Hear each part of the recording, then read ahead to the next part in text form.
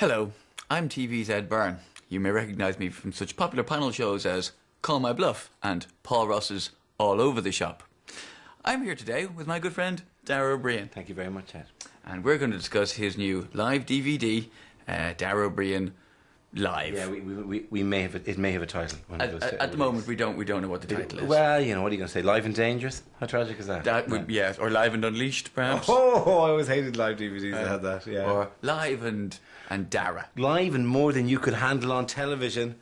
Yeah. Too hot for these lights. Yeah. Dara O'Briain. So we're going to discuss it. We're going to chat about it, and it's going to be a magical journey. Roll it. This is me walking through tunnels that don't actually lead to the stage, but it just drives out the entrance. Is this actually filmed backstage at the gig, or yeah, did you during the film it afternoon somewhere else? No, it's just in a room. And you've done the thing as well where you got the face mic that's flesh coloured. Yeah, you can't see it. It's impossible to see. Yeah. See the way you can't see it there? Except it's really obvious. You can only see it when you're looking at you. And then you can see it. Yeah, and I feature quite heavily. Actually, I don't mean that as a pun, but actually, man, I look like a fat prick in this video. You can't see it from that angle because we're really quite far away. But the thing is, if you get a black one, because I've worn them the odd time myself, and if you wear a black one, at least they look like a microphone. You can pretend you're Bobby Brown. Yeah, it does look a tragic attempt to hide it. Yeah, if it's flesh coloured, it just looks like a scar. Or you know, this is the first time I've seen this. I actually haven't watched this. You haven't watched this? No, I it's haven't. No. Awful.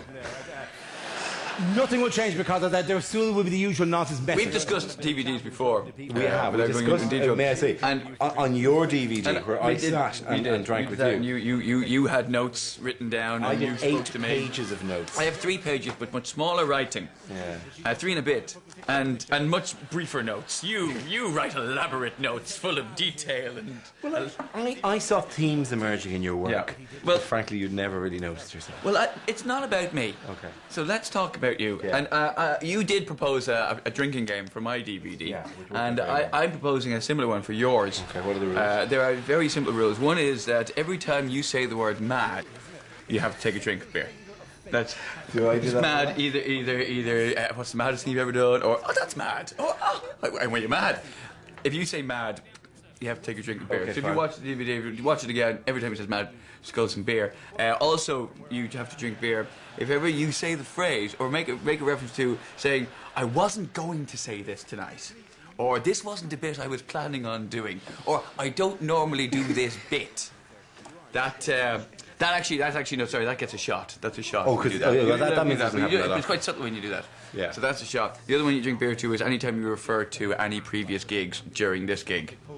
Okay, Which so is quite a lot. It You'll be pretty is drunk by the end of it. Yeah. Now this guy was That guy's gold. very human. He's great. His He's girlfriend really is loving this. He was brilliant. He was a guy.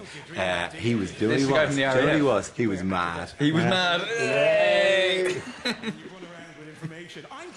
Oh, look. Do you know the basis of the drinking games? Of the Dara O'Briain drinking game?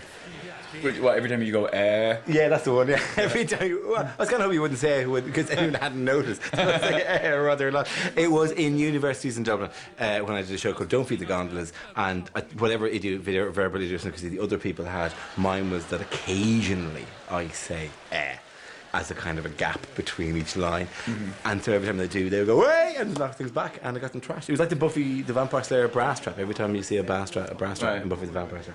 Well, I mean, I remember watching on the Royal Variety and thinking you could have a drinking game of every time you say rice. Yeah, I did say rice a lot In the 5 minutes, Variety. in the 5-minute bit you did in the Royal Variety. Oh, but I did notice halfway through the Royal Variety, I'm saying rice a lot here, aren't I? And By I then, stopped. anyone watching playing a drinking game based on it would already be drunk. They'd be pissed as a fart, but they wouldn't have known to play a bait. Basically, you're saying that I say the same stock phrases over and over again. No! I'm just saying that there's particular things I notice, and one is you make a lot of reference in your gig to previous gigs. I do, because I built up a tapestry of human greatness. Like, for example, you know, the priest at the very start. Yeah. Or, you know, when we get to the Milky Bar Kid, if that, I don't know if it's before or after this bit. And I feel these people need to know these stories. It fleshes out the show, right? It makes it a living, breathing entity. There is an argument for when you say something like, "I wasn't planning on saying this Yeah, tonight." well, that's clearly horseshit all the time. that A, maybe you were, and for some reason you're just somehow forgiving yourself for throwing in a joke that's maybe not as good as the rest of them. No, okay, yeah. Or it also makes it sound like all of this is so completely rehearsed. This bit feels I mean, how fresh come? to I me. mean, here you are, you're talking to a guy who clearly you've never met before and all that. How come before every line you say to him, you don't go, I wasn't going to say this tonight? Mention a poem. Classic archetypal shot there. Beautiful shot. Then that is your standard behind the arse, look at the size of the crowd shot. That is just, look at my big room and my hole. At the same time, I am waving my ass in your face with the help of 2,200 people. Look at that. Do you have 2,000 people? No. Look at my arse. See, on my DVDs, look at my much smaller crowd in my much smaller room. By the way, and my much smaller arse. Significantly.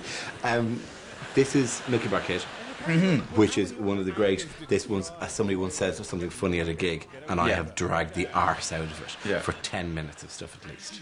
You even hired a man to show up.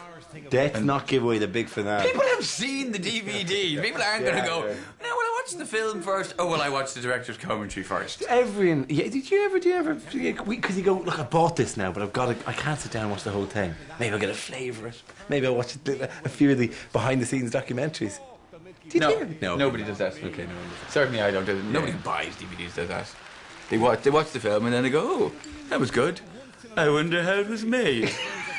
Or people watch, a stand-up DVD and go, that was funny. I'd like to see that man discuss it in a slightly drunken fashion with somebody else I can't quite place, but I'm vaguely familiar with. Didn't he do a thing about advertisements? Yourself there with the red hair upside down. There were some funny ones from Poland. The ones from France had tits in them. Yes, those ads. They were the best unseen ads that I've seen before. That I have never not unseen. We are 11 minutes 54 seconds in, and already we're giddy. We're giddy already. Okay. The long old DVD. Come on. Yeah. Now, I love this thing about the Milky Bar Kid. Thanks. Explaining it to the American. And I like the idea of like if you don't want to put the wrong guy in the wrong ad between the milk tray and the Milky Bar Kid. Have you ever considered what the milk tray man would be like in a Milky Bar ad? Handing out sweets Has to that ever children. occurred to you? Yeah, because they're all. I was thinking when I was watching it because it tends to be quite sunny in the Wild West, and he's always dressed in this black balaclava, Sweat dripping off be him. drenched, And then handing out, going to kids, going, "Want some chocolate?" Come on, no fighting. Stop fighting while I have a nap. I've actually met a milk tray man. Really? Yeah, Now, milk when tray. you say you've met a milk tray man, have you met a man whose favourite chocolate is milk tray? No, I have not. I'm a milk tray man myself. Don't travel with the Quality Street, not interested. No, it was a guy who was he was a stuntman, and he was Roger Moore's stunt double in a couple of the early Roger Moore's early Bond films, and then he just dropped it. He's on a kids' TV show now, and then he dropped in. Oh yeah, well that's some of my early work. That's me jumping onto train for the milk tray. Right. Me the milk tray man, like. And then he got into a tiny little sports car and drove off. It was like living some 1960s Playboy dream, like, in a polo neck, in a little blazer, and then go bye bye. I dare say the fact that he's the milk tray man probably comes out a lot quicker in chat-ups than the Milky Bar Kids does, which I remember to maybe he doesn't mention for a while. The Milky Bar, and the fact that doubt was casted over the whole notion, I mean, of this guy being a Milky Bar Kid, that kind of took a bit of the joy out of it now that I've talked about him in one Edinburgh and one national tour, and also got quoted in Zoo magazine. Worth noting, where I was the 62nd funniest person alive according to Zoo. According to Zoo magazine. Yes, that's one ahead of Jim Carrey and 12 behind Jade Goody. And I think 30 behind Paul from The Office. Yes. And they quoted the Milky Bar Kid joke, and they improved it. They tightened it up. They got it wrong, and it was better. I feel really bad about that. I meant to write to them about that. I must have some too. That Zoo magazine thing was excellent. Yes, and guess who was number 99? I say John Coleshaw, who was number 100. It's furious. You're raging that I managed to just pip him to the 99 post.